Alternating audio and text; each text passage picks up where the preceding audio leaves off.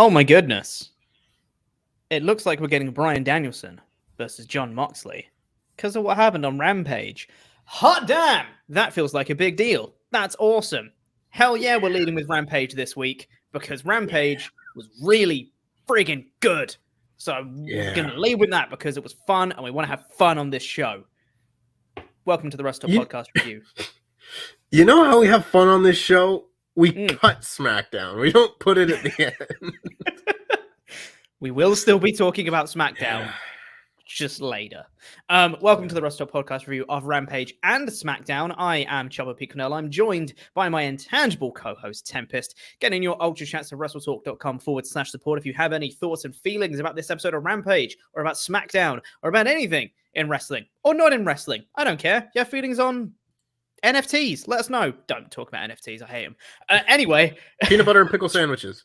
Yeah, much better. We'll talk about that instead. Got thoughts on Too Fast, Too Furious? Let us know. Yeah, forget about it, cuz. Hold on. I've got to play it now. You said it. I said forget about it, cuz. So good. He's the whitest man ever. Who let him say that? I have no idea. Right. I need So to the know first if thing that we're was going to talk about... improvised.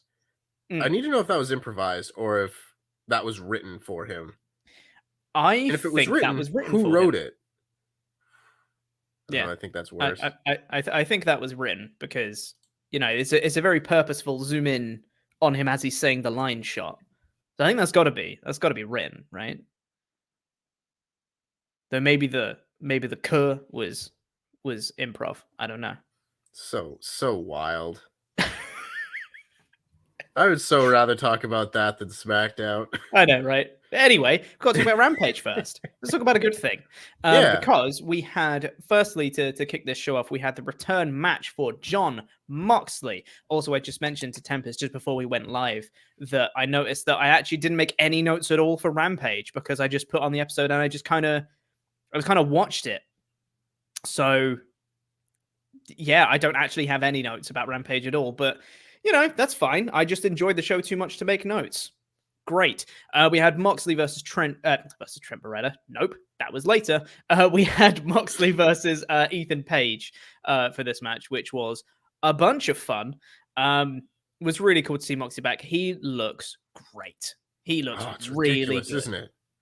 Huh? It's ridiculous. He walked out for his return promo, and Dean Ambrose walked out. Like he looked 10 years younger, you know? And I don't know, I guess you don't realize how much people change over the years when you're just kind of watching them week to week, but then they disappear for 3 months and have a drastic change. And it's just like, oh my God. Yeah. Like, he looks incredible. He looks like he's in incredible shape. Really, really good. And he and Page had a pretty fun match. Nothing too crazy or anything about it, but I thought it was good fun. I think commentary put over the story quite well of just like, you know, Moxie's been away for a little bit and he's undergone a huge, like, you know, muscular change. You can see he's in great shape and stuff. And Taz put over a great point of being like, you need to get used to using that body now. Your body has changed. You need to get used to using that. He's been away for months. Paige has been here wrestling the whole time. So like a little bit of ring rust from Mox. Was really, really good. Really effective story, I thought. But Mox managed to do the bulldog choke in the end and choke out Paige. Thought this was a really fun match. Good stuff. Yeah, I really enjoyed it. I really enjoy just the different combinations of guys from this roster that I wouldn't necessarily think of. You know, just because this roster is so expansive at this point. There's so many guys, so that you put down Ethan Page versus Jon Moxley on paper, and I go, ooh, I didn't think of that one. That one's fun, you know? And I like that when they're signing guys over the course of like a year, not everyone is going to be the Bryan Danielsons, the Adam Coles, the CM Punks, like immediately they slot into the main event level guys.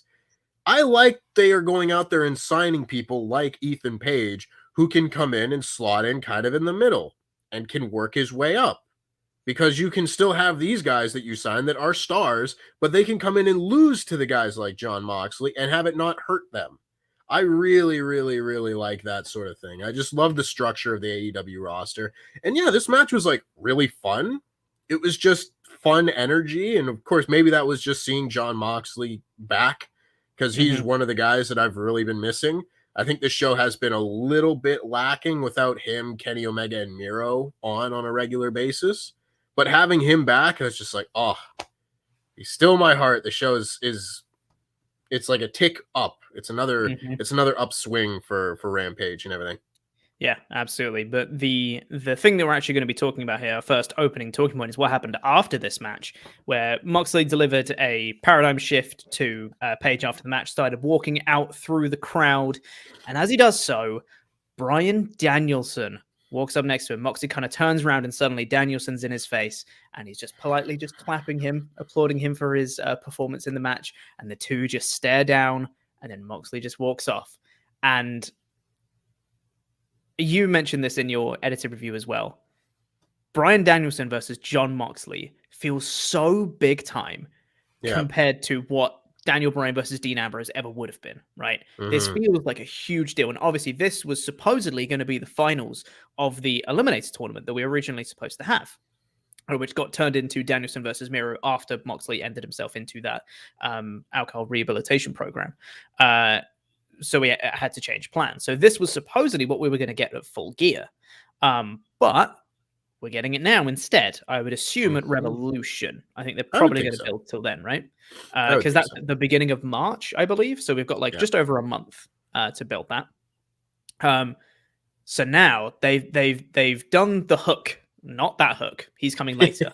They've done the hook of the story, and they've kind of done the feelers of just being like, oh, piqued my interest on that one. They've not done any building to the match yet, but they've just done the initial stare down to make people go, oh, that's the way we're going. Get excited, which is a great way to start this thing off. They don't need to do anything drastic just yet. They've just set things up. Two ships kind of pass together the night for now, but now the ship's going to turn around and they're going to start colliding and it's going to be great. Mm-hmm. I'm very excited for this. I think it's going to be a fantabulous feud. I am very excited for this as well. It's so fun. I love seeing Bryan Danielson wrestle people with different styles, because each of his matches, like he'll go out there and he'll wrestle someone like Minoru Suzuki. He'll wrestle a Kenny Omega. He'll wrestle an Eddie Kingston, and he'll wrestle Miro. And all these matches will be completely different from one another just because of how different each man's style is.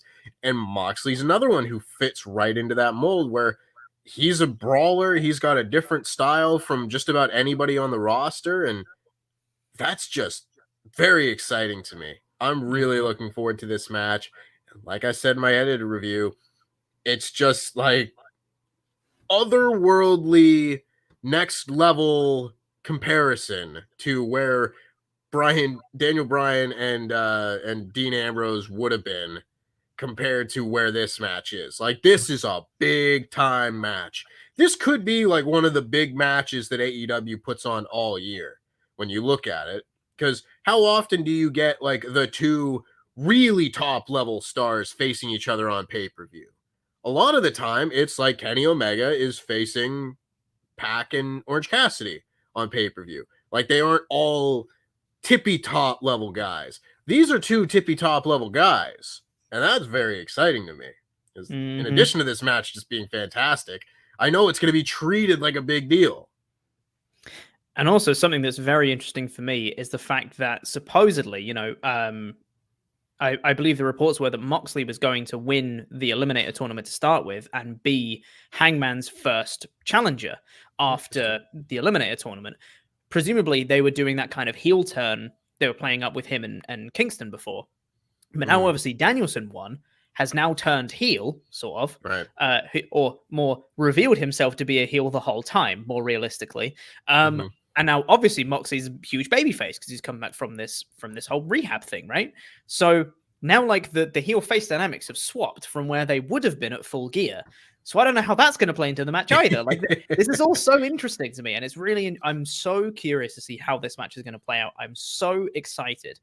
Like you said, Danielson just wrestling a bunch of different guys with a bunch of different styles. He's put on classic matches with so many different people so far. And obviously he's faced top talents, guys like Hangman and Kenny and stuff like that already. But he's also faced guys like John Silver, which was a bloody brilliant match. Yep. And now you get another huge top name like Moxley, especially if they get the big stage like Revolution to put it on. this is going to be potential match of the year contender, I reckon. I think this could be an absolutely fantastic match. Honestly, and it's funny because anytime that Bryan Danielson goes to the ring for like a match in a main event position, I was like, well, this could be a match of the year. Mm-hmm. You know, whether it's Kenny or Minoru Suzuki or Eddie Kingston, or I thought Miro was going to be a little bit better than it ended up being, but it's still fantastic. But like every time, it's kind of like he has that very high expectation for his work, but he's the kind of guy that lives up to that expectation. Mm-hmm. That's a special kind of performer right there. Is. You know, he's like, you know, one of those kind of like Ric Flair in his prime type guys where you hold a standard of you have a 5-star match every time you go out there and you keep doing that. It's not like you get to that point and it's like, oh, it's a lot of pressure. And then you could dip a little bit. Like, no, Bryan Danielson's like the best wrestler in the world once you ring that bell. So anytime you book him in a big match against the main event guy, I'm there, man. I'm hooked for it. And one other thing I just wanted to mention before we get into some of your Ultra Chats here as well, is the fact that I've really enjoyed that this happened on Rampage. Because as we've been saying for a while now, Rampage just feels like the B show. Nothing really happens. It's a bunch of fun wrestling, but the actual story elements really happen on Dynamite. But they put Moxley on Rampage to have his return match. Cool. And then you get this initial interaction with Danielson, actually like something of substance, which is fantastic. Makes Rampage feel important again. This is the kind of stuff. It doesn't have to be anything earth-shaking. You know, this isn't a huge, you know, angle of the year or anything like that. It's just two guys having a stare down, but that's exciting enough. That's substance enough for me to make Rampage feel important. So it's this kind of stuff that they need to keep doing to make Rampage not feel like the B show. And I think they did a great job of it this week. Yeah, it's a moment where a lot of the time on Rampage, if you miss a match, it's not that big a deal because it's a match. A lot of the matches that they have, even if they're great, don't really play into the storylines that they're telling. You know, like if you miss Adam Cole versus John Silver, you're missing a fun time, but are you really going to be lost when it comes to the storyline of Adam Cole and best friends and everything? Probably not.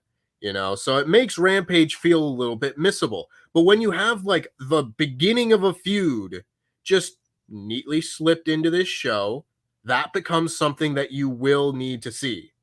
And it becomes something that you need to then go out of your way to see. Because again, it's not huge, it's not earth-shattering, but it's chapter 1 of whatever they're doing next. And those are the chapters that you need to see. So I hope that there's more than this. I think this was a very nice touch. Absolutely.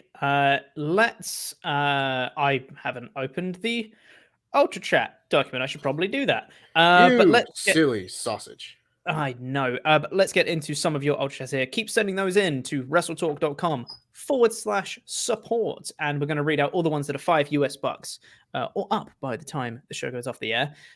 Charles Berg donates to say, looking forward to Moxley versus Danielson, although I expect it to be a very bloody affair, like uncomfortable amounts. In a way, Hook does Orange Cassidy better than Orange Cassidy. Unbothered, constant bedhead, doesn't seem like he is trying. Am I wrong? I mean, I get what you're saying, but I think obviously there's a difference. Like Hook's not a comedy character and everything, but I know what you're saying. I understand what you're saying, but he does try. He does try. He tries in his matches. He just takes care of business rather than doesn't try, I think. It's not that he doesn't try, it's that he doesn't care. Yes, you know, and that's different. And that's where the thing with Orange Cassidy kind of comes over, because it's like, oh, Orange Cassidy doesn't care, so he doesn't try. Hook doesn't care, so he wants to get things done like as quick as possible and just go back so we can open a bag of chips. Yeah, and then go to a strip club, you know. That's what Hook does. As you do. Lakshmi Narasimhan B says, looks like I freaking called it on Dynamite stream. Looks like we're getting Moxley versus Danielson. Yay. An overall good to great show this week. Also really want to see Hook Punk, Hook MJF, Hook Miro, etc., etc. Hashtag jam that jam. Hashtag hook that hook. Hook that hook. Hook that hook. Absolutely. In time, I want to see all of those matches. I want to see Hook face everybody. Yeah. Hook is great. And win the title. And win the title. Okay, so do you think going off your fantasy booking, which if you guys haven't heard, if this is your first podcast that you're ever listening to from us, firstly, hi, like and subscribe. Tempest fantasy booking of Hook is that you will never get an opportunity like this again to have the shock rookie victory, win the world title. A guy that is so over, I would argue one of the most over guys on the AEW roster right now, which is I think so.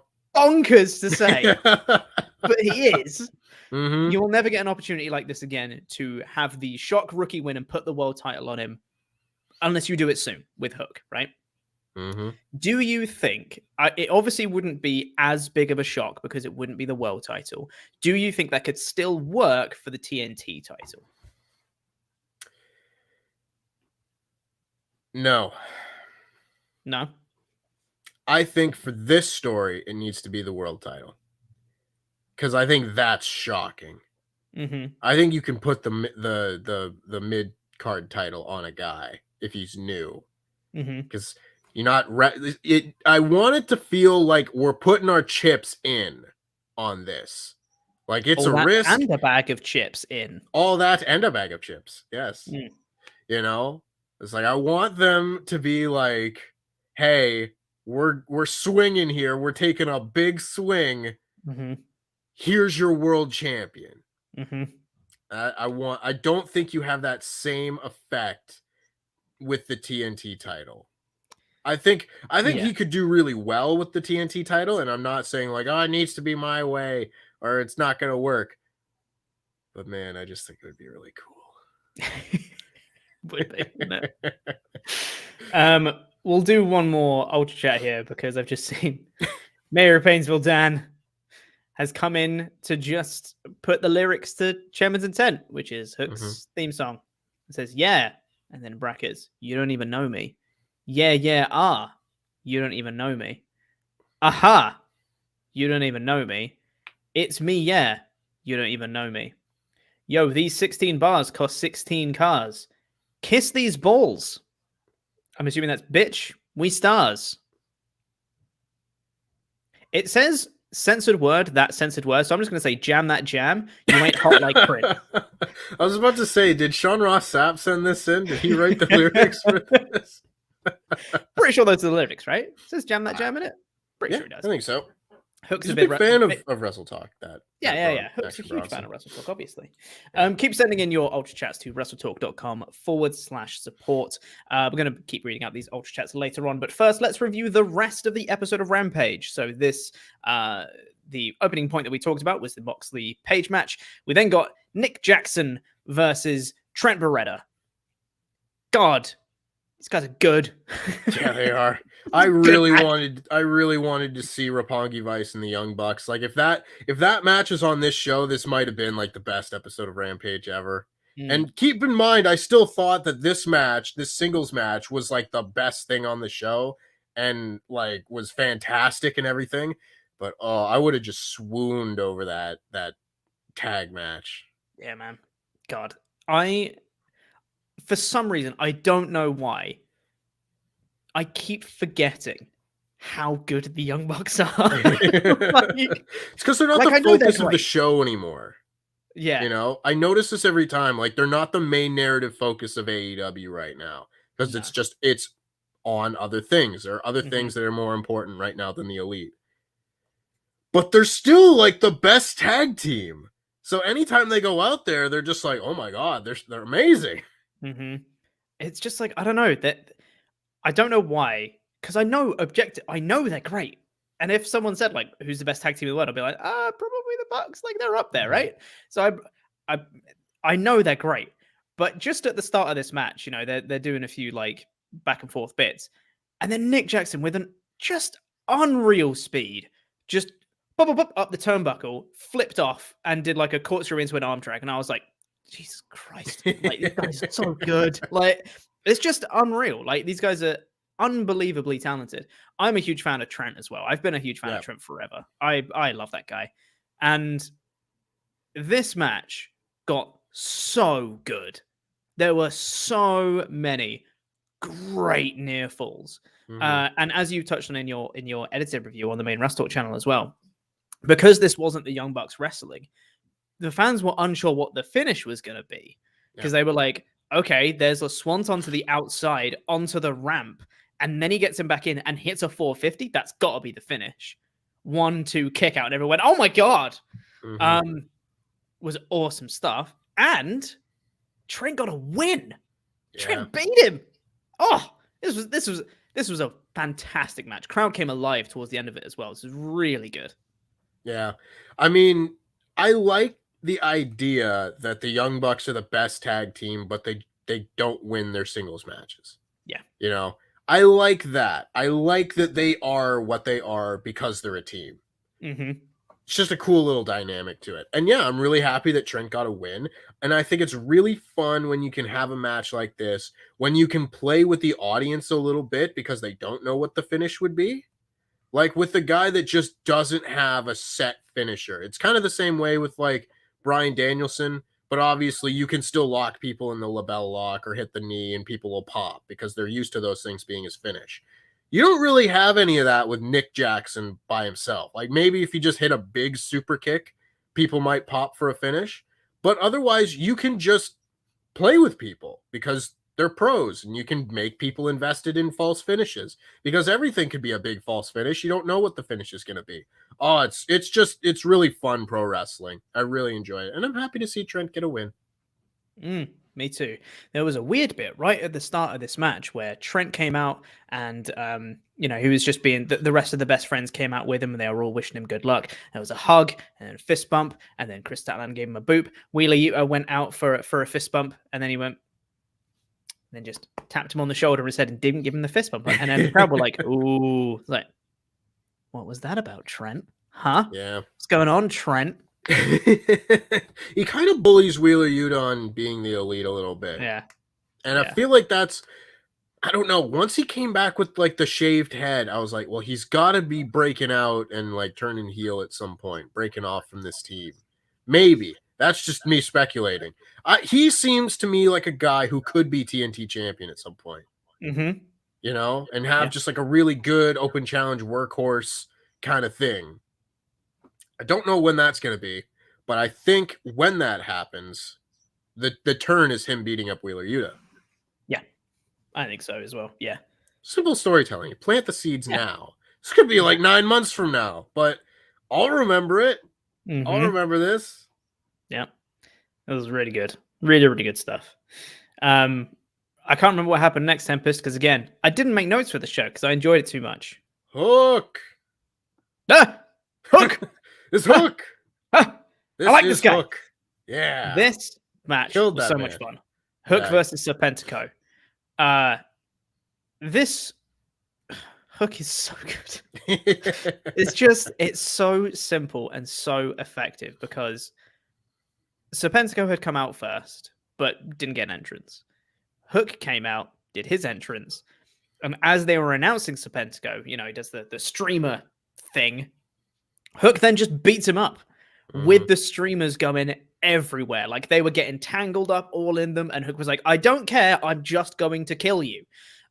Crowd were molten hot for Hook in this one. They were just chanting his name. Hook's going to kill you, cheering every single thing he did. And he just did a bunch of takedowns, did some really cool, like overhead throws and stuff like that. And then this time he locked in the red rum, but standing and lifted Serpentico off his feet as he held the choke in. That's awesome. Do that more, Hook. That looked really cool. Great stuff. This was wonderful. Yeah. I love Hook. And it's so funny to me because I don't personally get into like the I follow this wrestler ironically thing. If I'm gonna get invested in a wrestler, it's gonna be because they're a good wrestler, or there's a good promo or there's a good story or something like that. I don't really care about things just being like, yeah, look, there's that Hook kid. He hasn't done anything yet. We're all gonna chant for Hook. I don't care about that. Now that I've seen him have 4 matches, I'm just like, I'm all in on Hook, man. This kid's got it. This kid has got it. Love it. Absolutely love it. Rampage is the Hook show. Yeah. Sure is. This 100% of the time when Hook is on this show, it's a 5 out of 5 show. Because he's on it. Yep. I love it. We thought it was going to be CM Punk's show. It's Hook's show. He needs to win the title on Rampage. 100%, dude. Oh, let's go. I love everything about his presentation. It's so good. And afterwards as well, QT Marshall, like he was holding in the choke for a bit. QT Marshall came out and was like, look at this guy beating him before the bell rang, holding the choke for too long. This is what I was talking about. Hook is still trying to walk out at this point, walks past QT Marshall, and Marshall grabs his arm and just pulls it around, and he's just like, hey, I'm talking to you. And he's like, oh, what? You're not going to do a cheap shot this time? I'm ready this time. And then Hook just picks him up and hits a Northern Light suplex. I really laughed at QT Marshall selling at this. I really enjoyed it when he picked him up and goes, oh God, no! As he picks him up, it was great. Hits the Northern Lights on the stage. And then as he walks out, steps over QT Marshall, and the crowd go nuts for it as well. So good. Everything about Hook's presentation is absolutely spot on. It is. I enjoy it. I don't want to see him feud with the Factory, but you beat QT Marshall and it's you beat his trainer, and then you step over that and you keep going. I think that's fine. As long as they don't try and run that one back at all, I think we're going to be just fine.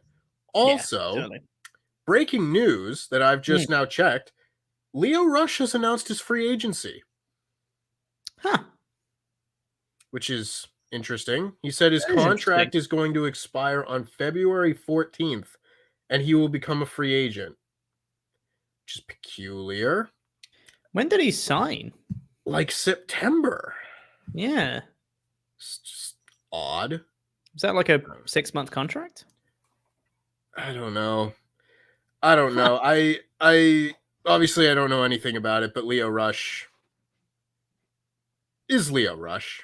Yes. And if he wants to take his career in a different direction, that wouldn't surprise me at all. But yeah. I don't know. We'll see. We'll see what happens. Yep. Huh. Weird. Yeah. It's interesting. We'll figure that one out later. I don't remember at what point during the show it happened, but there was a video package from Mercedes Martinez where she started talking about her little feud with Thunder Rosa. I don't know exactly when that match is going to be, but if that's at Revolution, that's another great match to add to this card. Yeah. Did she mention why she hates Thunder Rosa yet? No, she was just kind of I have my reasons, but I'm not telling you yet. Okay. And you know what? When that's the second time that we've heard from Mercedes Martinez, that's okay. When it's 6 months of a Sonya Deville and Naomi storyline, it's not okay anymore. We're not talking about this yet, Tempest. We're talking about that later. Yeah, I know. Cool. Yeah, I'm excited for that match when it does roll around. I don't think that's a Revolution match, personally. I think that is going to be probably some Dynamite sometime. Could be. I mean, we've got a lot of time between now and then. It just depends on how long they want to stretch that out. Yeah. Because, you can only have one women's match on pay-per-view as well, right? One women's match per show, right? So it's got to be the Baker match, right? Clearly. Yeah. What came after this, Tempest? Help me out here.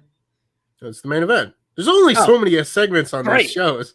I feel like there was more. I don't know. I had fun. Yeah, and then it was the main event of sorry, I was gonna say Jay Lethal because I saw the words Jay Lethal in the chat. I'm like, that's completely wrong. It was Jade Cargill versus Anna Jay. And you know what? When she won the TBS title, I remember saying that, she's a bit green, but I understand why you've put her on there. But she looked a little bit off in a match with Ruby Soho. Things didn't look quite so good. And then she's going in here with a less experienced wrestler than Ruby Soho. I don't know, man. I don't know if this is going to work. God, this match was so good. Yeah, this was a test, and they both passed. I was stunned at how good this match was, especially because Anna Jay is also an inexperienced wrestler. Yeah. That's wild. But these two put on a great match. This wasn't, perfect by any means, but this was really good stuff. Worthy of the main event slot of Rampage. And yeah, I think both of them came out of this looking great. Really, really good stuff from both of them. And like some of like the near falls or the near submissions kind of thing from Anna Jay through the match was really good. You know, the reversing the Jaded to roll through into a roll up. People bought that, and then she locked in, and I was like, oh my god, like Anna Jay's like getting really close to beating Jade Cargill here. Like, I think it worked really well because Cargill looked a bit more beatable than she has in the past, which is always good because you don't want to have that aura of her being like, well, no one can beat me forever. Reigns. You don't want to have that aura forever because then it doesn't feel legitimate that anyone could ever beat him and no one comes close, right? So when you see that he's facing Cesaro, you're like, he's not going to win. Whereas now you're starting to plant the seeds of like, well, she has her flaws. You know, people can beat her in this way and the other way. This did a great job of showcasing, one, Anna Jay changing from the street fight, which is great. That kind of influencing her character development. Cargill looking a little more beatable, but a very good, strong TBS champion, and not someone that you should take lightly. And they both look good as wrestlers. This achieved so much. This was fantastic. Yeah, I really enjoyed this. I really enjoy, again, just the progression of this roster where you can see Anna Jay, who I think had something like 8 matches before showing up on Dynamite for the first time. Yeah. Something like that. Like, she was brand new, brand new, green as grass, but still good, a lot of potential. And you can see her improving too. You can see her improving. You can see Jade improving. They're now 2 people who are not the absolute top level of the AEW women's division, but they're climbing. And I just like watching the climb for half of the roster, you know? And you get something like this where once they reverse the Jaded into the choke the first time, that's where you just kind of like heard the crowd come alive a little bit, where it was like, oh my god, like it was as close to a near fall as Anna got because her finish is a submission, you know, but they bought it. They bought that as a finish, and I was like, wow. And they just kept going, and it was just a lot of fun. It was a lot of fun. It's exactly what I want from something like this, you know, like every single time they crown a new champion, you seem to get like the first title defense where the Jurassic Express just beat John Silver and Alex Reynolds, and you don't expect the title to change hands in these matches. But if you have a really good match, that's how you just build a good reign. It's just simple pro wrestling, and I love it so much. I love it so much, and I love seeing people go out there and succeed like this, you know? It's just so much fun watching all of this. Because again, like you said, Jade Cargill, there's a difference between being able to go out there and have a good match with an experienced worker and then go out there and have a good match with someone who is less experienced than you. That to me was always like a big detraction from someone like John Cena, you know? Where it's like John Cena can go out there and have a fantastic match with a CM Punk or a Daniel Bryan or a Shawn Michaels or something. But if you put him in the ring with The Miz, the match is going to be terrible, you know, because John Cena was never the guy that could like elevate the not good workers up to having the good match. This was something where Jade Cargill took someone who's very not experienced. I don't want to say that Jade Cargill was like carrying this match or anything, but they still had the really good match. And that to me is a really big test. And I think they both passed with flying colors. 100%. Thought this was a great main event of Rampage and a great episode of Rampage. I genuinely think this is one of the better episodes of Rampage they've ever done. Yeah. I don't think anything is going to come close to obviously CM Punk's debut. Like that's going to be the best episode of Rampage probably forever. But like as a regular episode of Rampage, this has got to be one of the best ones. This top this tier was so good for sure. Yeah, this is a lot of fun. This is a lot of fun. 5 out of 5 show. Give me this every week, and I'm a happy lad. I'm a very, very happy boy. But now, Tempest, we have finished talking about Rampage. See, this is the problem, because like I don't know what I prefer. Getting the crap out of the way first and closing with Rampage so I can finish the podcast and be like, the rest of my day. Or starting with fun and then be like, okay, let's talk about SmackDown. I'm not letting it get to me today. They're not doing this to me. We'll make it quick, don't worry. Yeah. So SmackDown started with a recap of Rollins and Reigns from last week. The Usos were in the ring. They introduced Roman Reigns and they celebrated his 508-day title reign. Quick question. why didn't they do it last week when it was 501? So he's just passed the 500-day miles. Whatever. They needed a segment on this week's show. Yeah. Whatever. Reigns did his very long entrance. It's so long. It's so long. I can't. And then they played a little video package highlighting Reigns' reign, which was cool. It was a nice little thing to show. Roman's reign. Reigns' reign is much worse, so we're going with that. Then, before he could say anything, Seth Rollins came out. Raw star Seth Rollins came out and said, just like Mox and I did in The Shield, the Usos are your pedestal. And I was like, who the hell is Mox? It's Dean Ambrose. Who the hell is Bucky?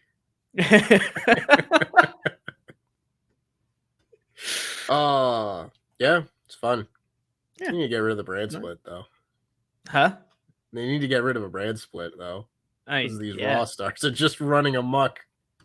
There was a lot of them on this show. Oh, yeah. Seth said he wants to find a tag partner, and if he can beat the Usos tonight, they're banned from ringside at the Royal Rumble.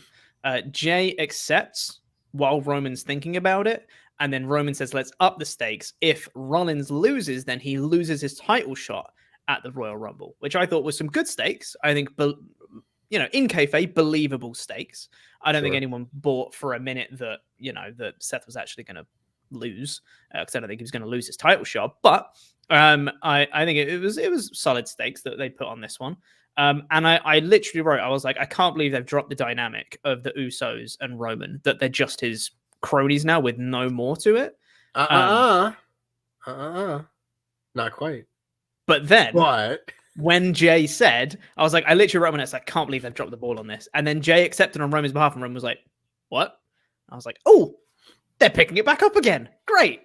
Thank God. Not only that, because there was another moment that I picked up on here that I really enjoyed, where Seth says that, like, Roman, you're not the cornerstone of the bloodline. The Usos are. And behind Roman, like, Roman's like, angry face. And behind him, you've got Jimmy going like, yeah, like, Usos, we're the cornerstone. But then you have Jay, and he's just like looking at Roman like wide eyes. But it picks up on everything from like last year, where Jimmy was the one who was like, yeah, Usos, we're the best tag team. And Jay's like, nah, man, Roman for the family. That sort of thing. I don't know if they're going to do anything with that, but I saw that and I was like, haha, subtlety. I like that. I think it's the only thing I liked on the show, but I liked it. When they do something right, it's really right. Yeah. I thought that this was a very effective opening segment. It was Kevin Owens, by the way. That's his tag partner, obviously. Yeah. Rollins and Owens are a tag team now, so that makes sense. Owens came out. Raw star, Kevin Owens came out. And that was that. I thought this was a very effective opening segment. It did not need to be this long. It was a long opening segment. I think it was 18 minutes by the end. Which is just like, play the video package in the middle of the show. Not in the opening segment. You don't need it. Yeah. If you take out the video package, this segment is not any worse. That and Definitely. I don't need to watch an entrance of someone to come out and introduce Roman Reigns.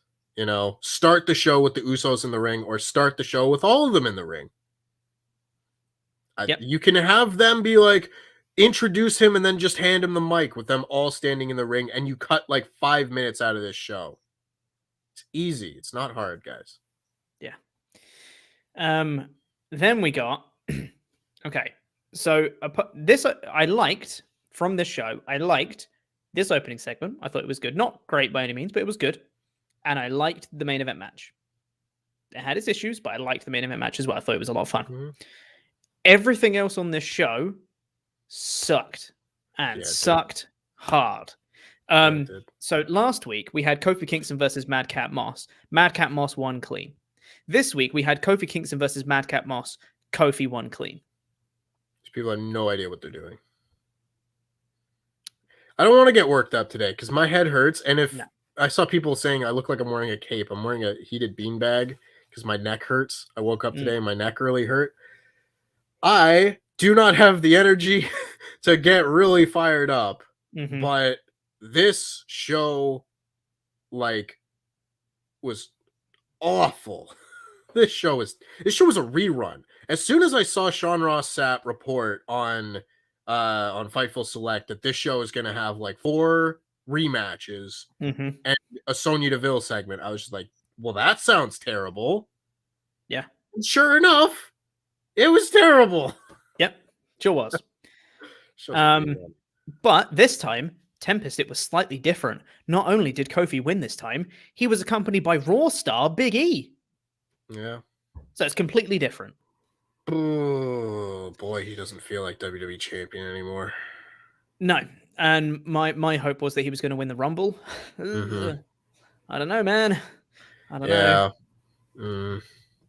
I'd like to see it. I still think it's possible, but I also think it's segments like this where they're putting him with Happy Corbin and Madcap Moss where they look at him and be like, oh, well, he's not over anymore. Yeah. Like, well, whose fault is that, WWE? Totally. I will say as well, I think that Moss has potential as a wrestler. I think his in-ring work is decent. I think he's got a cool move set. I think he has a good look. It's just that his character is very dumb and very ass. It's the dirt worst. He's out there making Garth Brooks references. And they can't understand why they can't attract younger viewers. Why wouldn't it? Yeah. Big E hits a big ending on Moss after the match as well. We then get a rerun of Natalya versus Aaliyah, which is also last week, if you're keeping count of that. That's 2 matches that we've had from last week that we're doing again. And WWE legend Summer Rae is in the crowd. Popped me. So big. Yeah. WWE legend Summer Rae. I counted on TV and pay-per-view. She's won 7 matches ever.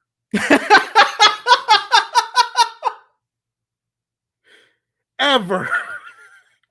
I'm talking Raw, SmackDown, and 1 pay-per-view. Because I think it was like Hell in a Cell 2013 or 14. I think like she and Fandango beat like Layla and somebody or whatever. 7 matches on Raw, SmackDown, and pay-per-view. WWE legend. I did not know it was that low. Oh my God. Yep. That's amazing. And I've seen that, people shouldn't come after Summer Rae for that. This is not Summer Rae's fault. This is WWE announcing her as such, right? And I've seen people criticizing Summer Rae and be like, you're not a legend. It's like, well, leave her alone. It's not her fault. She didn't play the role of a legend. They're just calling her a legend. They just called her a legend. Which is, I feel like we can say objectively incorrect. Yeah. Which I don't really want to get into it because there are a lot of like diva stans on Twitter. Yeah, of course there are. Yeah. Right? Who are just convinced that if you spent any time in WWE, you're a legend. Like there are people who think Oksana was a legend, or name any women's wrestler from 2005 to 2016, they're a legend. Rosa Mendez, WWE legend. It's just like, I'm sorry, no. I disagree heartily. Yes.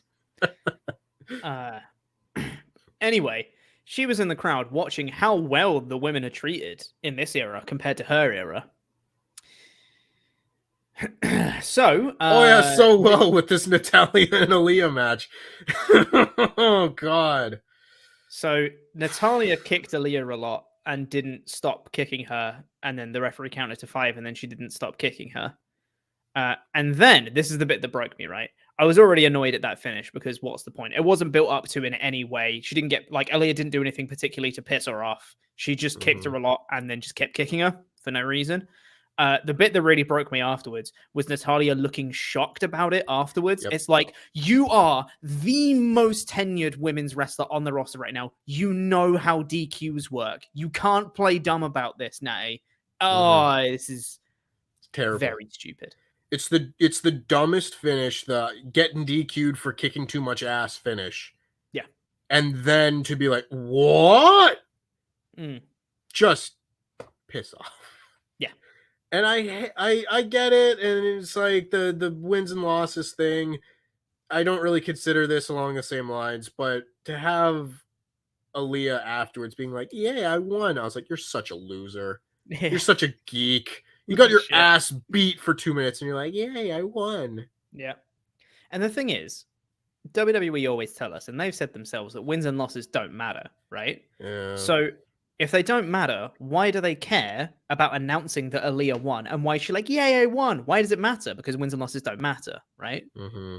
Like, it only matters when they say it matters. I don't know, man. It's whatever. I like the people bringing up random names from the Divas era. It's like, are they a legend? Like Cherry. WWE legend Cherry. Who I think had like 2 matches on TV. Yep. Yeah. Xia Li came down. There was a post-match beatdown. Xia Li came out and did a kick. Mm-hmm. Singular. She came out and I was like, hey, you still exist. Yeah. I thought they'd given up on you. Yeah, so did I. So that was nice to see her back. I think what's going to get her over, though, is actually wrestling. Yeah. Like doing something impressive, you know? Because so far she's come out and she has a cool entrance that people like, which I don't, but people like it, and that's totally cool. We can have different opinions. And if it's going to get her over, great. But I think she actually has to follow up on that cool entrance to do something cool in the ring. Even if she just hit one cool move on Natty here, I think that would be enough as like a stepping stone to get her over. But she did a kick. One. That's it. Yeah. Like a normal kick. You know what the problem is with the entrance, though? Is that the entrance isn't cool in person.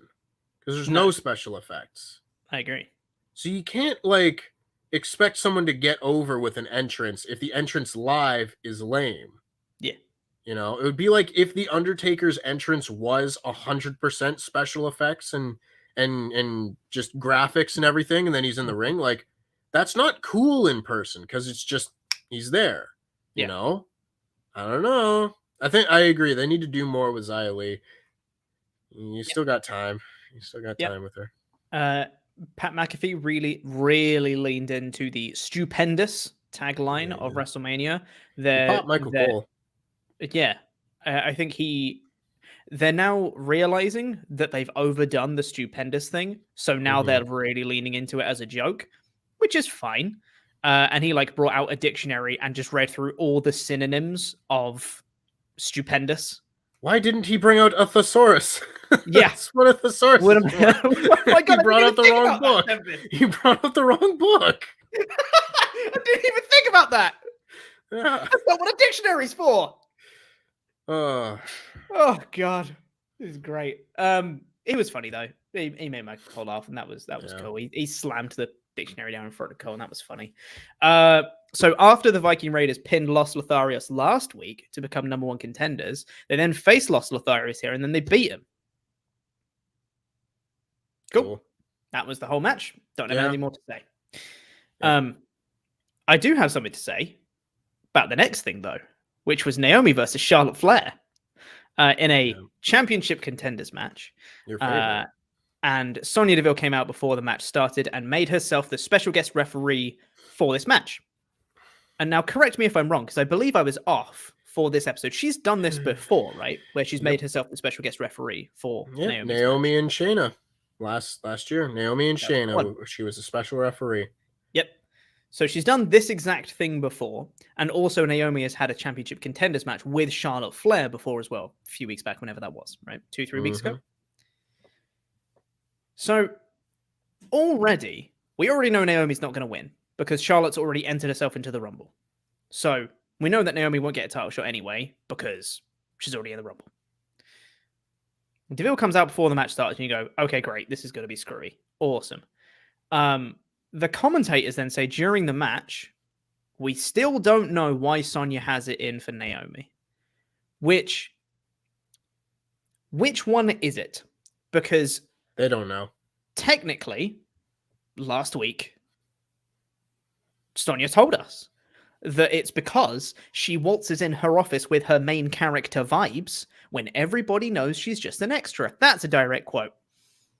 Which to me doesn't make any sense, but it's a reason. It's a bad reason. It's a very bad reason, but it's a reason. But then they're just like, well, we don't know. It's like, well, do you or don't you? Figure it out.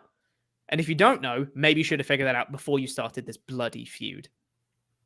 Or any time in the last 6 months. Yeah, just at any point, any time now. Oh, would be God. great. There was a point where Sonya gets knocked out of the ring, and then Naomi hits the rear view onto Charlotte, and then gets a very, very long count against her, like she would have won quite decisively with the rear view on Charlotte Flair. But of course, Sonya doesn't count. She then comes back in as Naomi looks annoyed. Charlotte does a figure 4 onto Naomi, and she doesn't tap, but then Sonya calls for the bell anyway. It's the Nashville screw job, everybody. And then Charlotte continues and puts in the figure 8 as well afterwards. Montreal was 25 years ago. I don't care. Yeah. Like, I don't want to pay off. I just want to delete this whole thing. Yeah. Move Naomi to Raw, which I guess doesn't matter, but it means I don't have to see it. Yeah. I don't want to see it anymore. I'm over it. The whole thing is go away heat. Yeah. And unfortunately for you, Tempest, they announced later on that it's going to be Naomi versus Sonya Deville next week on SmackDown, which I'm sure will have a clean finish. Sure. Yeah, definitely will, with no possible way of anything going wrong. We've also had a Naomi and Sonya match scheduled for TV. Yep. Where they're like, oh, next week we're getting Sonya Deville versus Naomi. That was like 4 months ago, and we haven't gotten it. And that became a handicap match, right? It became a handicap match with Shayna Baszler. Wow. I think this is the most frustrating rivalry I've ever seen. We have run out of heel segments, and we are just repeating them now. Yeah. We've done the heel referee thing already. Mm-hmm.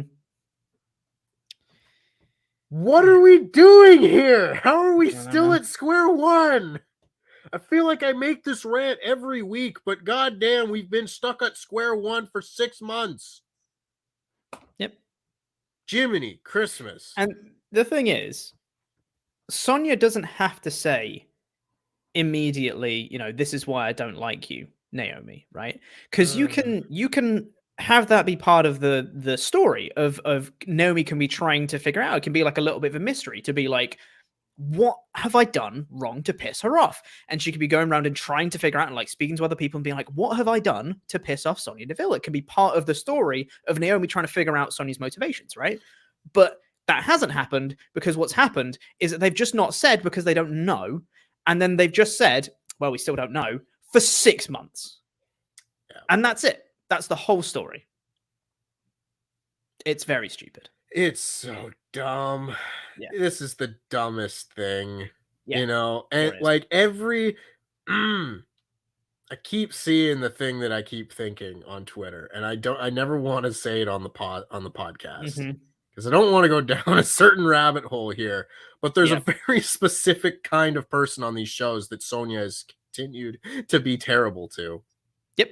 It's one referee, it's one women's wrestler, and occasionally Sasha Banks. What do those people all have in common? I don't think that's where WWE's going. No. Because, oh man, after this week, that'd be real bold. That would be very bold.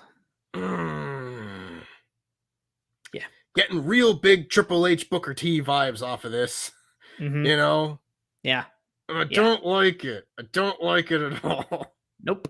Also, she wasn't wearing the goddamn jacket in this segment. Just beat her ass. I don't get it. We've established that the jacket is her force field of protection. Naomi is such a wuss. She's the worst babyface that I've ever seen. To go 6 months with this level of restraint, I would have lost my job 2 weeks in. What are we doing here? Oh, Lord. So you're not going to get worked up today, Tempest, right? No. They pull it out of me. They pull it out of me. Oh, Christ. Why did you need to bring in Eric Bischoff to settle this? Yeah, also Eric Bischoff was there in this backstage segment. he was there. He offered nothing. What I do like is Owens and Rollins together. They cut a fun little backstage promo. Mm-hmm. I think they're good. Their dynamic's very good. I like them as a tag team. Do more of them. They're great. To keep your checklist going of things that happened last week, but this week again, slightly different. In-Zayn was next. It's Sami Zayn, who said, before Johnny Knoxville made it in Jackass, what he really got famous for was testing self-defense products, but on himself. So that's what I'm going to do. Here's all these self-defense things. Look, I've got this like taser. I'm going to shock myself. There are some really, really bad sound effects accompanying this one. Where he was pretending to be shocked by this thing. Johnny Knoxville came out and was like, hey, here's your problem. It's not turned on. So then he turns it on, and then he pretends to actually shock Sami Zayn, who then sells it a lot. But the sound effect is like the stock electric sound from like 80s movies. Yeah. That's the sound effect they had for this one. That one, yeah, was real bad. Has no one in WWE ever seen like a taser used before? No. You don't just go, ow, and fall on the ground. No. And I know that this is a baby show for babies. This segment just broke me. I was like, this is a bad kid's show. It's not even a kid's show. It's a bad kid's show. Mm. Would it be that much to just zap them one time? Well, about Tempest, though, the thing is, surely that would count as self-mutilation, and WWE don't do that. When you're right, you're right. When you're right, you're right. But, like, come on. Could we not have at least zapped Johnny Knoxville? He's used to it. Yeah, that'd be his thing, right? If you're going to have a segment with a cattle prod, I want someone getting zapped. Yeah. I don't want sound effects. God, it's so dumb. There's a very easy way to get around that problem. It's just don't have a cattle prod. Yeah. Yeah. There you go. Problem solved. Johnny Knoxville threw him over the top rope afterwards as well. Whoop-de-doo. But is the only build to the Royal Rumble match we got on this show. Yep. Apart from the Kofi Kingston versus Madcap Moss match, where the commentator said, well, all 4 of these guys are in the Rumble. That's it. Sure. That's the build. Yeah. We then got the Rumble's over. Let's continue this checklist going, by the way. Sheamus versus Ricochet again, where Sheamus won clean again. Slight difference this week. Ridge Holland was also there. Mm-hmm. Well, wasn't that a wasted return, considering the entire thing of Sheamus and Ricochet has been built around Ridge Holland getting his nose broken by a Ricochet, so you'd have thought that they'd have brought Ridge Holland back to actually exact some revenge on Ricochet, but he didn't, because it was just Sheamus doing it twice, and Ridge Holland offered nothing of substance. What is the point?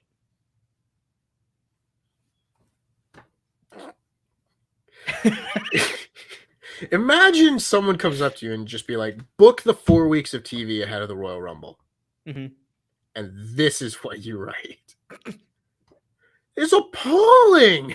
Yeah. There's no reason this show should be this bad. There's no reason for it.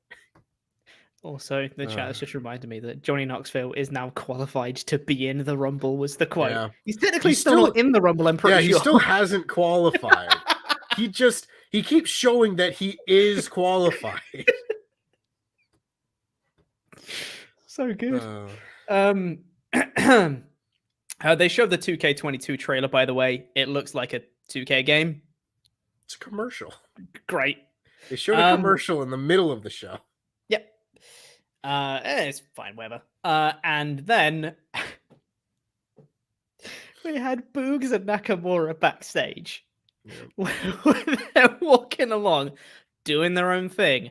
And Rick Boogs does in the most really bad 80s or 90s commercials with children that can't act, right? Mm-hmm. Or extras from the original Sam Raimi Spider-Man movie. I was just gonna say that. Right? It's Spider-Man. It's Spider-Man. It was literally Rick Boogs being like, it's Jeff Jarrett. And he points over there. It's Double J. It's Jeff Jarrett over there. And he's 2 feet away from him.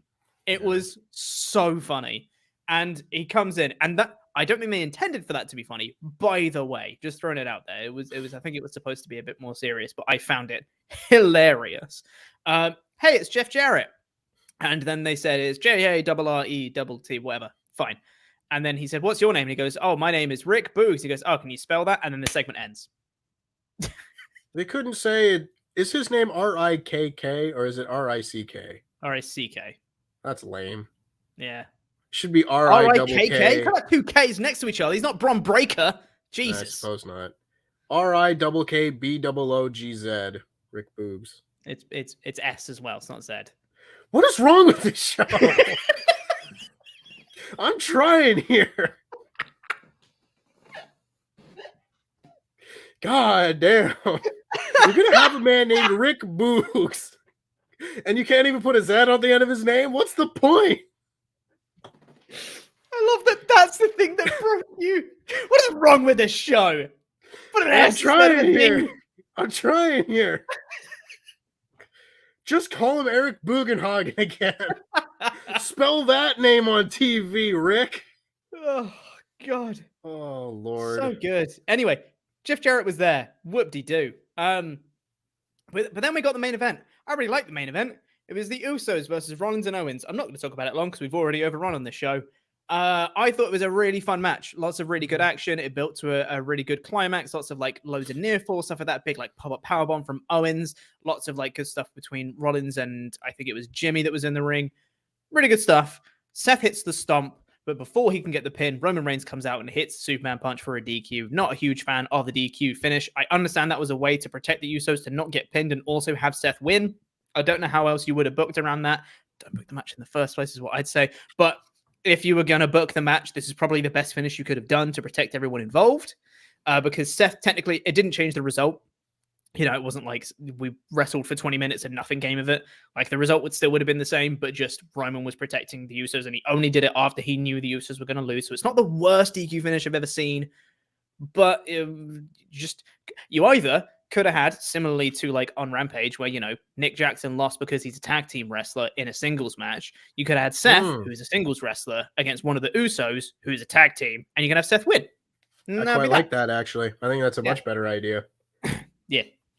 And then he can actually win, and then that'll be that. So, Usos barred from ringside at the Royal Rumble. Cool. That was a fun end. I mean, I like that stipulation. Because in theory, it should mean that we're just going to have a straight match and it's going to be good and there's going to be no shenaniganery. And I like that. I prefer that. I don't know why Roman wouldn't come out there and like punch one of the Usos and get the other side DQ'd so Seth just loses the title, similar to how Punk did the thing to MJF on Dynamite a couple weeks ago, where he punched or hit the opponent and everything. You know, it's all right. It's not the worst DQ finish I've ever seen, but a DQ finish is still worse than a regular finish. That's my thought process on it. Yes, I agree with that. You got to work real hard to make a DQ finish like good, you know? Yeah. There's like a handful of times where that's happened. It's like Steve Austin and Kurt Angle, and that might be the end of the list. I'm still looking forward to Rollins versus Reigns. Oh, I great. think it's going to be a good match at Rumble. Yeah. And looking forward to that. So that's good. And this did make me more excited for the match. I think it actually helped build the match a lot more. So I liked that part of it. It's just that everything else on the show sucked. I was very generous in my edited review because I just kind of picked a number. I didn't really think about it. I was like, I enjoyed the start and the end. Those are the two most important parts of the show. 3, but it's kind of more of a 2. It's close to being a 1. If the Rollins, this is a 1 out of 5 for me. Yeah, if the Rollins, I like the line in the first promo. But, you know, yeah, I liked one line in the first promo, and I enjoyed the main event, but not enough to sit through Natalia and Aaliyah and all this. And In-Zayn, at least he said, "I'm Sami Zayn. Welcome to Smackass this week." You know, at least he said that. Smackass. Welcome to Smackass. Show would be a 2 out of 5 if it was called Smackass instead of In-Zayn. Exactly right. Well, anyway, have we got shout outs? I forget. Yeah, we do, don't we? Yep. Yeah. So before we get into the rest of your Ultrachats, last chance to send in your Ultrachats to WrestleTalk.com/support. We firstly have to say thank you to some very special people. Those are our $25 and above Pledgehammers on our Patreon page. If you've not been over to our Patreon page, you really should. Now's a great time to become a Pledgehammer because not only in the last week have we just uploaded, literally like yesterday and the day before, we've uploaded WrestleTalk After Dark and WrestleTalk Extra. So WrestleTalk After Dark, a bunch of us just chat about nothing for a little while. It's great for like 2 hours. We also have a 3-hour review of Royal Rumble 2004 with Luke and Ollie that went up yesterday. So you can listen to that as well. And next week, there's going to be the Royal Rumble. So you can join in on Wrestle League, which is a new season of Wrestle League. And if you win at Wrestle League in this whole season, you get your own custom that championship belt with your name engraved in it and all that stuff. Very cool. Get involved on Patreon, patreon.com/WrestleTalk. And if you pledge at the $25 or above tier, you get your own custom wrestling nickname, and it gets read out on a show, much like this one. So thank you to Ross Pooper Scooper Cooper. WrestleTalk's personal problem solver, Jamie Donovan. He's got 2 first names, Matt Howard. The man with the scoops, Sean. General Jimmy G. Par for the course, Zarjath. What's love got to do with it, Matthew Turner? Got to do with it. Geordie bus driver, Harry. Tower of London, Nigel Morris. Daylight robbery, Rob James. The Junus brothers, Junus Hakonen. Arnie K. The K stands for the coolest dude ever. Yes, it does. Yeah. The baker, Adam Cakebread. Yeah. And too hot to handle, Lottie McCullough. Nah, read it again. Too lot to handle, Lottie McCullough. Too lot to handle. Right. Thank you very much, all of our Pledgehammers. And let's get into the rest of your Ultrachats here. Last chance to get those in. WrestleTalk.com/support. JS Wooten said, Hook is literally from a different reality, and it's insane how he seems bigger than the 4 damn pillars. He is 2022 Goldberg, and let's hope TK sustains that lightning in a bottle better than Bischoff ever did. Win your stuff back, fellas. LIW for life. Hell yeah. We will. Winning that Royal Jamble. Winning that championship. Hell yeah. I'm going to face each other at WrestleJamia. It's going to be great. Yeah. Keith Lloyd said, NXT 2.0, we make young stars here. AEW, hold my beer. Accurate. Yeah. It's unbelievable how much better AEW's development has been than WWE's.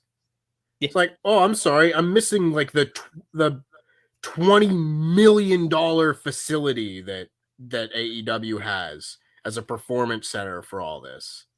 Yeah. It's like, it's almost like you don't need that.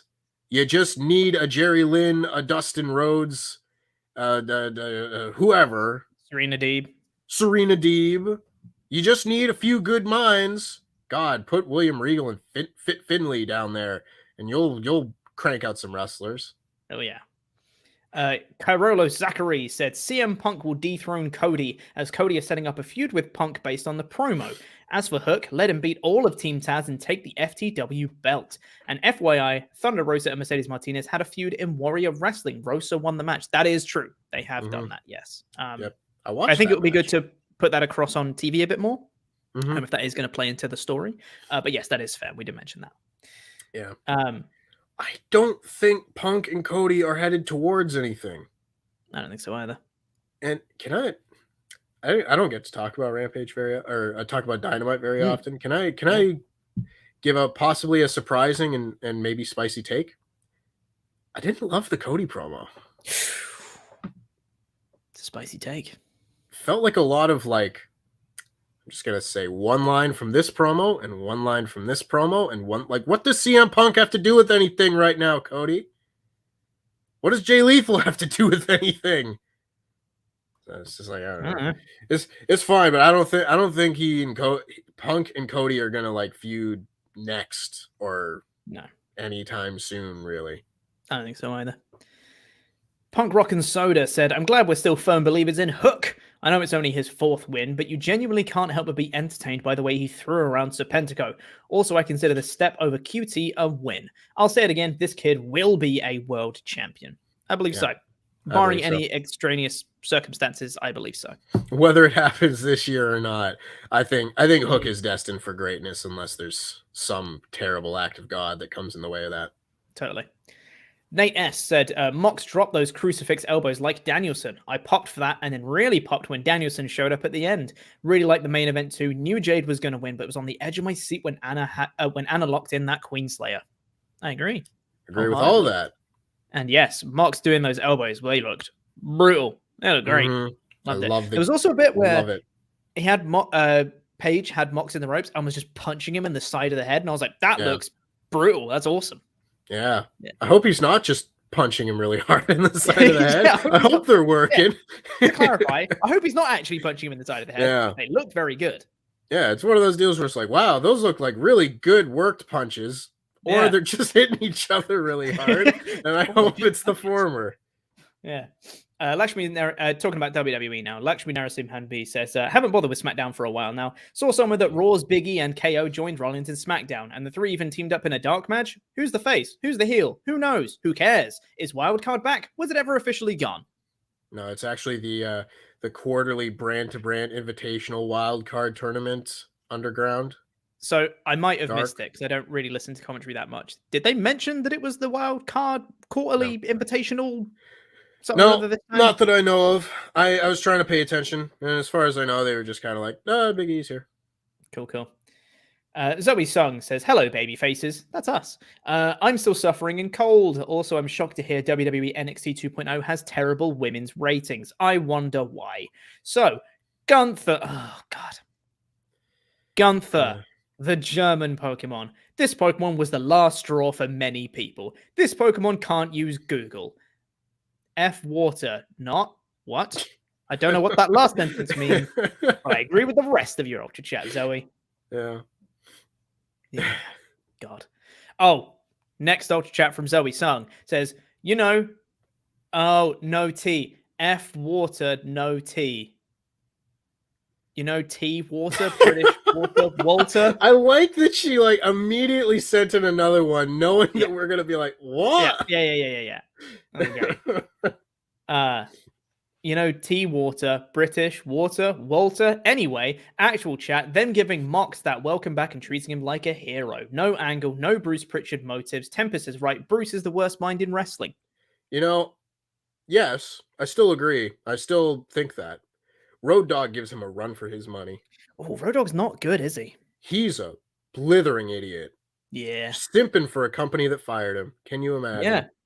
I'm assuming you're talking in reference to him responding to the WrestleBoats tweet. I am. Yes. He's just like, everything's great with NXT. Ratings don't matter. None of that doesn't matter. It's like, I don't understand how you could be so dumb. And it's not like this comes out of nowhere. Like, he's been an idiot. Yeah. The thing that measures how well your show is doing doesn't matter at all. No. Crazy. Moron. Riot DR says, I think I've got it. Survivor Series is the only time of the year Raw and SmackDown superstars go head to head. The Royal Rumble is the only time of the year they go toe to toe. WrestleMania will be blah blah face to face. LIW for life. Kerr. If that I kind of like that. I like that it's all just branding. It's like, no, they go head to head at that show. They go face to face at this show, and they go toe to toe here. It all makes sense, guys. So good. Also, we mentioned it. So. I said forget about it, cuz. Oh, it pops me every time. Nicholas Wong says, how is Charlotte Flair, the champion and arguably the one who can deliver the big matches on SmackDown Women's Division, forced into this stupid feud with Deville and Naomi? She has been askered. Other than Banks, no one else is a credible threat to Flair. It's crazy because you know who else is on this show? Is Shayna goddamn Baszler. Oh, crazy that. Where's she been? Yeah. You know who else on this show? Naomi, who, if she wasn't in this bloody feud, is actually a legit contender to Charlotte. Oh, man. God. Remember when Tony Storm was on this show? Crazy, right? And she was Yeah. involved in pies. Yeah. Isaiah Webb says, I'm super excited because next week I'm going to the Rumble. Nice. Lucky. It's going to be my first WWE event. Who do you think will win? Well, I don't know. My predictions previously were Biggie, and I think Bianca's going to do it 2 times in two years in a row. Mm-hmm. Or it could be like a returning someone. Could be like an Asuka or a Paige or Lacey Evans or something like that. Could win it as a surprise. Please no. God no. But I don't know, honestly. And that's exciting for me. I don't know. Correct answer is Lita. I had a thought last week that it was possible after she was not on this week's show. I don't think it's happening anymore. No. Which is disappointing for me. But Bianca Belair I think is a pretty good shout. Because there is a good story there with Becky, in that Becky's been avoiding get the title back since SummerSlam. There is a story there if they want to use it. Which means that Reginald's going to get involved in it somehow. Van Twin Blade says Roman needs to have a heart-to-heart with Naomi, then have Naomi obliterate Sonya. Yes. I know they're not going to do that, though. Like, of course not. When they do the match, Naomi should just beat her ass senseless for like 90 seconds and win. Yeah. Like, no heat, really like Sonya. Nothing. Just end her. Yeah. The heat has been the last 6 months. Now you just need the comeback and the win. Yeah. Charles Burke says, so, my last day off was December 11th, 2021. I finally have a weekend to myself. For 41 days straight, I've had 7 to 10 dogs doing daycare each day with 5 to 7 dogs sleeping over. So I've got something to say. Bully Ray owes the apology, not Moxley. Jam that jam. Agreed. Yeah, you know who else is a goddamn idiot is Bully Ray. Yep. Yeah. Goodness me. Scott Woodford says, happy weekend, Chopper and Tempest. Hope you both are well. Thank you very much. Thank you. You too, Scott. Yeah. I'm excited. I'm ending my D&D campaign tomorrow. It's going to be a good weekend, hopefully. Yeah. Lakshmi Narasimhan B says, a complete side note with all the trademarks going on. Jam that jam is trademarked, right? Don't want Vince seeing a random crowd sign saying, go, hey, that's cool. Let's file a TM for it, pal. Also, oh my God, Killer versus Killer, Hook versus Wardlow. Very interesting. It's crazy. You can put Hook's name next to anybody's name, and I'd be like, yes. Yeah. Give me right now. Also, top of the list. Basically, if anyone says, I'd like to see this person versus this person, I go, I'm going to raise you one by putting that person against Danielson. Hook versus Danielson. Yeah. Yes. Again, if they did my idea, had him win the title, I want him to beat Danielson for it. Mm-hmm. Be so good. Be so good. It's so great. Perseus M says, great Rampage, mess SmackDown as usual, but I can't wait for the debut of Pete's Legion today. What are your thoughts, Tempest? You were there, I have heard. I'll let you all see the happenings of all this, but Pete and I may have to have a discussion afterwards. Mm-hmm. Yeah. That's possible. Fair. No spoilers, of course, but Blood on the Clock Tower going live later today on the No Rolls Barred channel, featuring myself and Tempest. Yeah, we got on Blood on the Clock Tower. It's a lot of fun. Me on the thumbnail doing the most acting out of anyone on the thumbnail. Come on, guys. Understand the assignment, will you? Anyway. Branson Foley says, hey, Tempest, have you been playing Yu-Gi-Oh! Master Duel? I believe it's free on all consoles. Also, do you play Duel Links, the mobile Yu-Gi-Oh! Game? #jam that jam. I do not play Duel Links. I downloaded Master Duel. I played it for about 15 minutes. It's not for me. It's the same reason that I kind of got out of Yu-Gi-Oh! In the first place. I don't understand synchro summons and link summons and XYZ summons and all that sort of thing. And I played one match against some guy and I attacked a monster and he chained 16 different things and summoned an XYZ monster and it did this and that. I was like, I don't even know what's happening. I'm just being shown stuff on this thing. I don't know how to play this game anymore. I just want to, that's why I like Legacy of the Duelist, because you could just play through the anime campaign with whatever cards you want, and you don't have to worry about any of that nonsense if you don't want to. That's why I like that game. Give me more games like that. I understood a lot of the words you just said. Always be scamming says, so Johnny Knoxville qualified to enter the Rumble. No. He is qualified to enter the Rumble. But could he wind up just showing up in the women's match instead? Please stop having men interfering in the big women's matches. That would be great. Because they've done it a lot. They've done it an awful lot. Please stop that. Also give Hook all the gold and make him the new belt collector. Tempest, have you seen the leaks for Legends Arceus? And finally, you suck. Oh, well, I don't agree with that. We do not suck. We're fantastic, and we're going to win our matches at the Jam That Jamble. That's not what I keep calling it that. Damn it. It's the Royal Jamble. Royal Jamble. Damn it. This is what happens when you have Jamble and two different things on this channel. It's fine. I have not seen any leaks for it, but I'm going to play that game when it comes out. I have seen the leaks for it, or some of them anyway. I'm not going to give my thoughts because I don't want to say what the leaks are. Legit Underboss says, Boogs, how do you spell that? Forget about it, cuz. I said forget about it, cuz. What a perfect way to go off the air. And with that, that's the final Ultra Chat. Thank you very much, everybody, for watching. And have a good weekend. We'll be back. More content next week. It's Royal Jamble next week, which means we're going to have predictions next Wednesday after the NXT stream. We're going to have live reactions next Saturday featuring a whole bunch of people. People have been doing their declarations of entering the Royal Jamble on Twitter. There's loads of people that have been announced for the Jamble. So many of them. The stream's going to be an absolute cluster F. I really wanted to find a different way to say it, but I couldn't. So we're going with cluster F. But anyway, thank you so much for watching, everyone. Thanks for your Ultra Chats. Thanks to the Pledgehammers. Thanks for you for watching. Jam That Jam. LIW for life. LIW for life. I'm getting my hand signals right. I promise. Bye. Peace. Peace.